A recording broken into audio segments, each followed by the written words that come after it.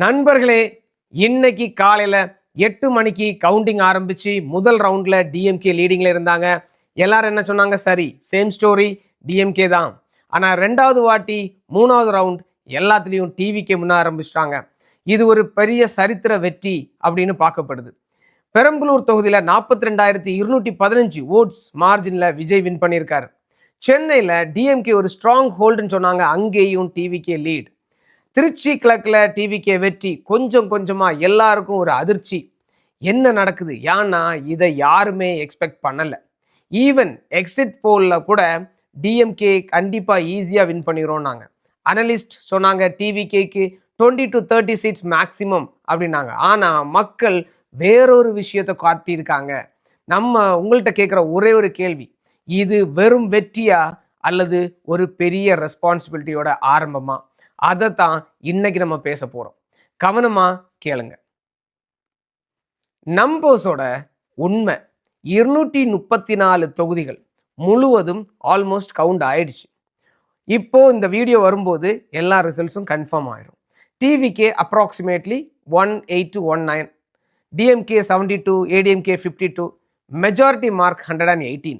டிவிகேக்கு இன்னும் 11 இல்லைனா 10 சீட்ஸ் தேவைப்படலாம். டிவிகே தனியான கவர்மெண்ட் ஃபார்ம் பண்ணுவோன்னு சொன்னாங்க, ஆனால் அந்த நம்பர்ஸ் அப்படி காமிக்கல.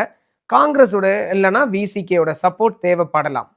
விஜயோட ஃபாதர் ஏற்கனவே ஒரு ஹிண்ட் கொடுத்துருக்காரு, டிவிகே காங்கிரஸ் அலையன்ஸ் பாசிபிளாக இருக்க வாய்ப்பு இருக்கு.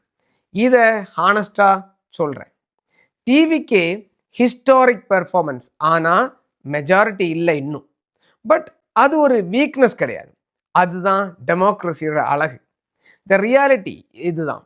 கொயாலிஷன் கவர்மெண்ட் நடக்கும், அது நார்மல் தான், அது சரிதான். ஏன்னா 2 பார்ட்டி சேர்ந்து ஆட்சி செய்யும்போது டெமோக்ரஸியில் பொதுவாக எப்போவுமே நடக்கக்கூடியது தான். ஸோ இந்த வேவ் என்ன சொல்லுது? உண்மையான காரணம் என்ன நண்பர்களே? இதை நீங்கள் டீப்பாக பாருங்கள். 57.3 million voters, 85% turn out, 75,064 pooling station. இந்த மக்கள் ஏன் வாக்களிச்சாங்க? வெயிலில் வரிசையில் நின்று, ஈவன் மழைன்னு பொருட்படுத்தாமல் நம்ம தமிழ்நாடு முழுவதும் 3 விஷயங்கள் மக்கள் கோபப்பட்டிருந்தாங்க. என்னன்னா, drug abuse spike, crimes against women and also women's and children, youth unemployment.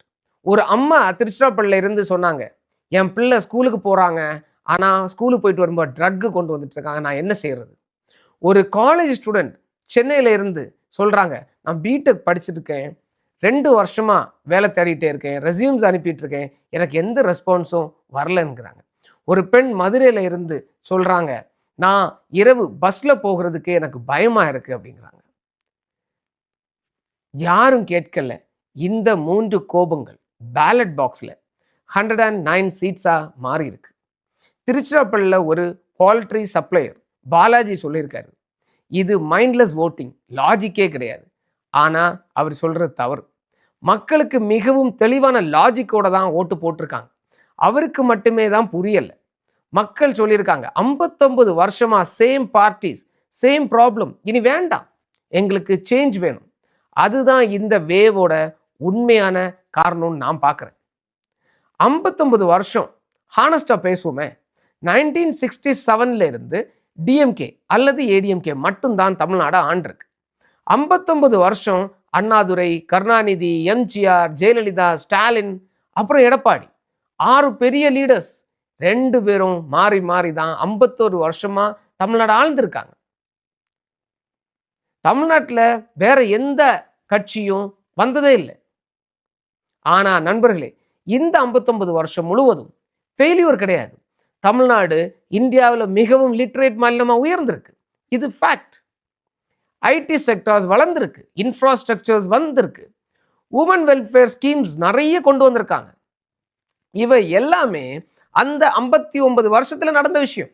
ஆனா அதே நேரத்தில் drug abuse spike, crime against women அதிகமாக இருக்கு. யூத் அன்எம்ப்ளாய்மெண்ட் தொடர்ந்துகிட்டே தான் இருக்கு. மக்கள் சொல்றது என்னன்னா, நல்லது நடந்திருக்கு, நன்றி, ஆனா போதும், நாங்க இன்னும் மேலே இன்னும் எதிர்பார்க்கிறோம், எங்களுக்கு இது போதாது, we need a new blood. 1967 Annadurai Congress உடைச்சார், 1977 எம்ஜிஆர் டிஎம்கே உடைச்சார், 2026ல் விஜய் 2ஐ உடைச்சிருக்காரு. 3 தடவை 3 பெரிய மாற்றங்கள். 3 தடவையும் ஒரே காரணம், மக்கள் சக்தி. டிவிகேக்கு இது ஒரு பெரிய லெசன். 59 வருஷத்துல நடந்த மிஸ்டேக்ஸை ரிப்பீட் பண்ணாதீங்க. 59 வருஷத்துல நடந்த அச்சீவ்மெண்ட்ஸை தொடர்ந்து பண்ணுங்க. இப்போ விஜய் என்ன ப்ராமிஸ் பண்ணியிருக்காருன்னு பார்ப்போம்.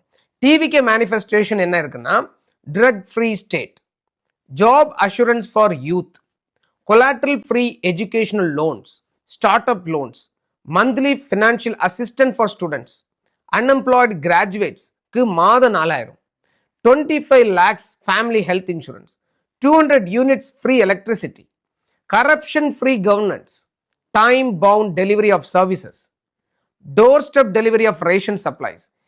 எல்லாமே கேட்க நல்லா இருக்கு. ஆனால் நண்பர்களே, டிஎம்கேயும் ப்ராமிஸ் பண்ணியிருந்தாங்க, ஏடிஎம்கே 297 ப்ராமிசஸ் பண்ணியிருந்தாங்க. 297 ப்ராமிசஸையும் செயல்படுத்துனாங்களா? இல்லை.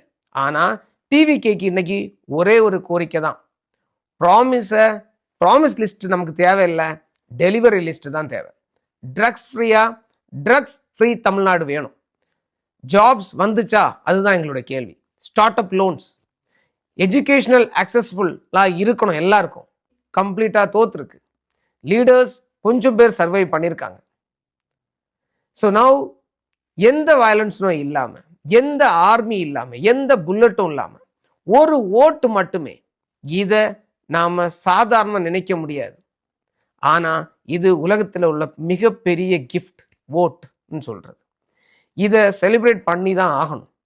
கண்டிப்பாக இந்த வேல்யூஸை இதை நம்ம கண்டிப்பாக பாதுகாக்கணும், ப்ரொடெக்ட் பண்ணணும். That is democracy. இன்னைக்கு மாலையில் ரிசோர்ட்டில் என்ன நடக்க போகுது? இன்னைக்கு மாலையில் விஜயோட டிவிகே வின்னர்ஸ் எல்லாரும் ஒரு ரிசோர்ட்டில் கூட போகிறாங்கன்னு ஒரு தகவல் வருது. 118 மெஜாரிட்டி இருக்குது, இது வேணும். ஆனால் இன்னும் 10லேருந்து 11 சீட்ஸ் தேவைப்படலாம். காங்கிரஸ் விசிகேவுடைய அலையன்ஸை கேட்கறதுக்கான பாசிபிலிட்டிஸ் இருக்குது, நெகோசியேஷன் நடக்க வாய்ப்பு இருக்குது. அந்த ரிசோர்ட்டில் இன்னைக்கு இரவு தமிழ்நாட்டில் அடுத்த 5 வருஷத்தை டிசைட் ஆக போகுது. இது டெமோக்ரஸியோட அழகு. புல்லட்ஸ் இல்லை, வயலன்ஸ் இல்லை, ஒரு ரிசோர்ட்டில் டேபிளில் பேச்சுவார்த்தை மட்டுமே. நாளைக்கு காலையில் விஜய் சீஃப் மினிஸ்டர் ஆக அனௌன்ஸ் பண்ணுறதுக்கு அதிகமான வாய்ப்பு இருக்குது. கனடாவில் இருந்து நாம் பார்த்துட்டு இருக்க ரியாலிட்டி இதுதான். நண்பர்களே, ரொம்ப சுவாரஸ்யமாக இருக்குது. நான் கனடாவில் இருக்கிறேன். இங்கே தமிழர்கள் நிறைய பேர் இருக்காங்க. அவங்களில் பலர் தமிழ்நாட்டு ஆப்பர்ச்சுனிட்டி இல்லைன்னு வருத்தப்படுவாங்க. படித்து முடிச்ச பிறகும் நமக்கு திறமைக்கு வாய்ப்பு இல்லைன்னு சொல்லி ரொம்ப வருத்தப்படுறவங்க நான் பார்த்துருக்கேன்.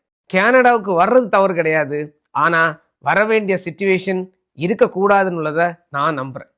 டிவிகே ப்ராமிஸ் பண்ணியிருக்காங்க, start up loans, collateral free education loans, job assurance for youth. இது நடந்தால் தமிழ்நாடு இளைஞர்கள் சொந்த மண்ணிலேயே வாழ்க்கையை சந்தோஷமாக நடத்த முடியும். கனடா வர வேண்டிய அவசியம் கிடையாது. அதுதான் உண்மையான growth, அதுதான் உண்மையான விக்ட்ரி. ஸோ இறுதியாக TVK 109 seats, Vijay chief minister ஆகுறாரு. 59 வருஷம் ஆட்சி முடிவுக்கு வருது. புதிய சாப்டர் ஆரம்பிச்சிருக்கு. இது ஒரு ஹிஸ்டாரிக் மூமெண்ட், செலிப்ரேட் பண்ண வேண்டிய ஒரு தருணம். ஆனால் கண்களை மூடி விடாதீங்க, தினமும் கேளுங்க. நான் ப்ராமிஸ் பண்ணுறேன், இந்த மாதிரியான நல்ல கண்டென்ட்டை உங்கள்கிட்ட கொண்டு சேர்ப்பேன். அதுக்காக நீங்கள் நம்மளுடைய சேனலை சப்ஸ்கிரைப் பண்ணுங்கள். ட்ரக்ஸ் ஃப்ரீயான ஒரு ஸ்டேட்டாக, நல்ல ஒரு எக்கானமிக் டெவலப்மெண்ட்டான ஒரு ஸ்டேட்டாக தமிழ்நாடை நானும் இங்கேருந்து பார்க்க ஆசைப்படுறேன். அடுத்த வீடியோவில் சந்திக்கும் வரை உங்கள் கோச் அருள். பபாய்.